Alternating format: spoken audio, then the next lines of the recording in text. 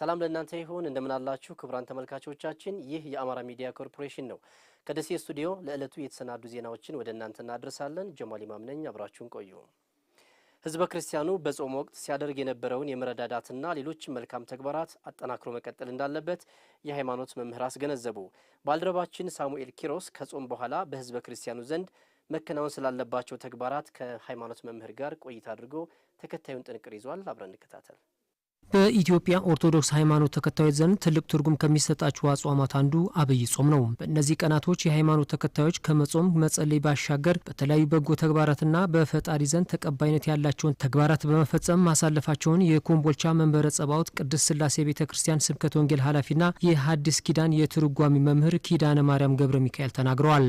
ጾም ደግሞ በተሰበረ ልቦና ስለሆነ የተራቡትን በማሰብ ስለሆነ ቁርሳችንን ምሳችንን ለሌሎች በማካፈል ስለሆነ አስቀድመን ትምህርት ነበር ጉባኤ ነበረ በዚያ መሰረት እግዚአብሔር ይመስገን ምእመናን የቁርሳቸውን እንደምታዩት ይሄ ህንጻ ቤተክርስቲያን እየተሰራ ነው ለህንጻ ቤተክርስቲያኑ እንዲሁም ደግሞ በየአካባቢው የተጠለሉ ተፈናቀሉ ወገኖች አሉና ለነሱ ከዶቄት ካስፈጩት በኪሎ ከበርበሬው አጠቃላይ ካላቸው ከቤት እያመጡ ያሳተፉ ነበረ በንሳ በተለይ በመመለስ ጊዜ ነው ወጣቱም ህፃናቱም ሁሉም በንሳ ራሳውን እያስመረመረ ነውና የቆየው በጣም ደስ የሚል ነበር እነዚህ 8 ሳምንታት ወደ ኋላ ያለፍናቸው ከዛ ወረደ ጀምረን ክርስቶስ ከልልና ወስትና መምጣቱን ትትናውን ነው የሚያሳየውና እኛም ወረድ ማለት አለብን ለተቸገረው እኛ ለምን እናስፈልገው ነገር ወረድ ማለት አለብን የሚል ሳምንት ነበረ እሱን አሳልፈናል ይህ ጾም ከ55 ቀናቶች በኋላ ተጠናቆ የትንሳኤውን በዓል በተለያዩ ሃይማኖታዊና ለትንሳኤው በዓል በሚሆኑ ክዋኔዎች በማክበር ላይ ናቸው የእምነቱ ተከታዮች በጾም ወቅት ሲያደርጉት የነበረው የመረዳዳት የመተባበርና ሌሎች መልካም እሴቶች ተጠናክረው መቀጠል እንዳለበት መምህር ኪዳነ ማርያም ይገልጻሉ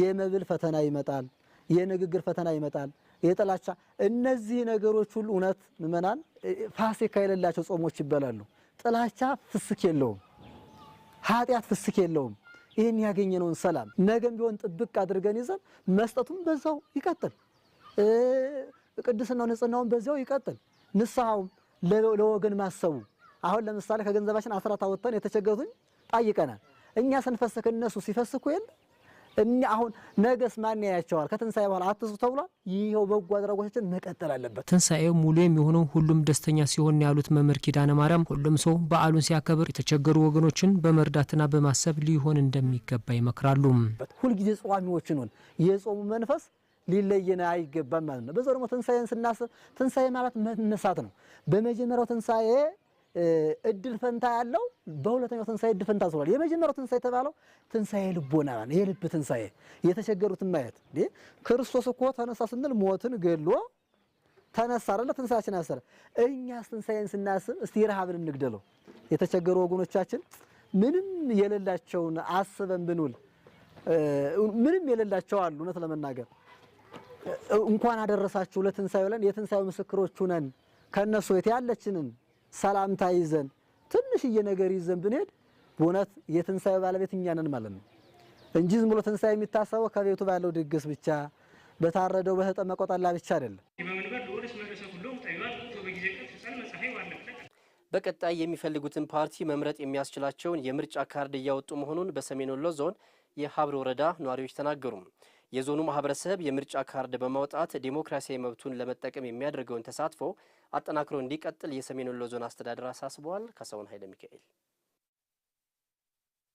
ሰባተኛው ሀገር አቀፍ ምርጫ የመራጮች ምዝገባ እየተካሄደ ነው በሰሜን ወሎ ዞን ሀብሩ መርሳ ምርጫ ክልል በመርጦ 01 ቀበሌ ምርጫ ጣቢያ ተገኝተን የመራጮች ምዝገባ ሂደትን ቃኝተናል ኢትዮጵያውያን የምርጫ ካርድ በማውጣት ዲሞክራሲያዊ መብታቸውን ሊጠቀሙ እንደሚገባ ተገልጿል በምርጫ ቀን የሚፈልጉትን ፓርቲ ለመምረጥ የሚያበቃ ካርድ ቀድመው መያዛቸውን ያነጋገርናቸው የቀበሌዋ ነዋሪዎች አስረድተዋል ያው የመጣሁት እዚህ የምርጫ ካርድ ላወጣ ነው ምርጫ ካርድ አውጥቻለሁ አሁን ያው የሚፈልገውን ፓርቲ መምረጥ ነው ተሳለ ምርጫ ካርድ አውጥቻለሁ ያው በምርጫ ካርድ ነው የሚፈልገውን ራሴ ማንም ሳያስከትል ይመርጣል ዲሞክራሲያዊ እንትን ለመመስረት ምርጫ ካርድ ማውጣት መብት ስለሆነ ለዛ ነው ማምጣት የመጣው በምርጫ ጣቢያው ለመምረጥ የሚያበቃቸውን ካርድ ያወጡት የሰሜን ወሎ ዞን ዋና አስተዳዳሪ አራጌ ይመር መመረጥ ዲሞክራሲያዊ መብታቸው በመሆኑ እድሉን እየተጠቀሙ እንደሆነ ገልጸዋል በሀብሩ የምርጫ ክልል በ01 መርጦ ቀበሌ ላይ ነው የምንገኘው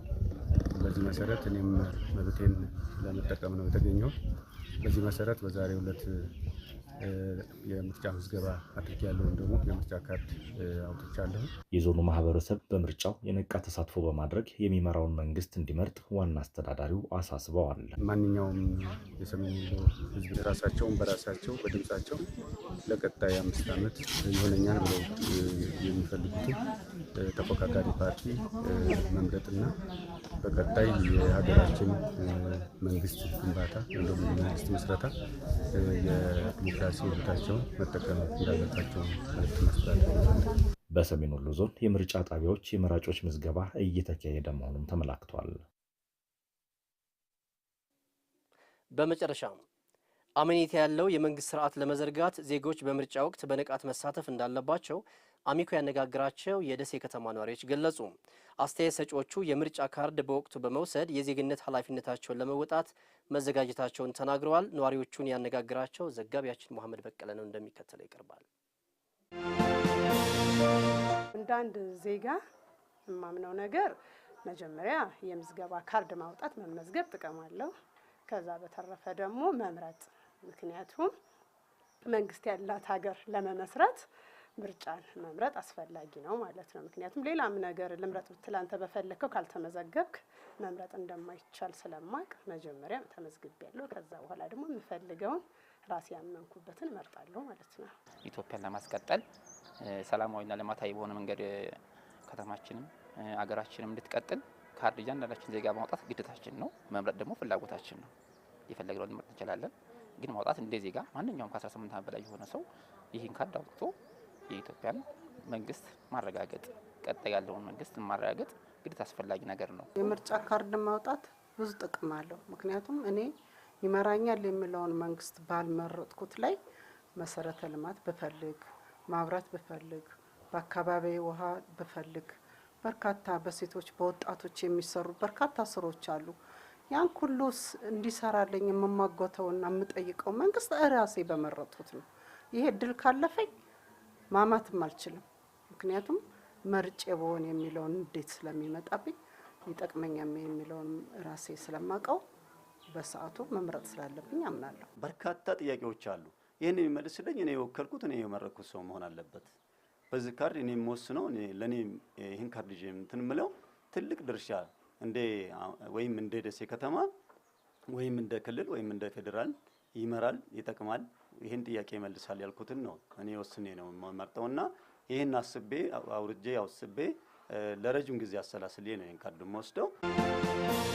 ዜግነታቸውን መጀመሪያ እንዲወጡ ፈልጋለሁ። ምክንያቱም መንግስት ያላት ሀገር መገንባት ስላለባት ማለት ነው። እያንዳንዱ የሚያወጣት ካርድ አንድ ሰው ድምጽ ዋጋ አላት፣ በጣም ዋጋ አላት። ቀጣይ ለምንሰራቸው ስራዎች እያንዳንዳቸው በፐርሰንት ሳይሆን በጥቅም አላቸው በጣም። አንደኛ ሀገራችን በጣም እያደገች ባለችበት አካባቢ ሁላችንም ከተማችን በፍጥነት እንዲያድግ፣ ሀገራችን በፍጥነት እንዲያድግ፣ ከሌሎች ሀገራቶች እኩል ተሳታፊ እንድንሆን ኢትዮጵያ እንድታረጋግጥ የሚያደርገን ምንድነው? ሁላችንም ተሳታፊ ስንሆን፣ ንቁ ተሳታፊ ስንሆን። ለዚህ ደግሞ በየአካባቢያችን ያለነው ሰዎች ሁላችንም በንቁ መሳተፍ ያስፈልጋል።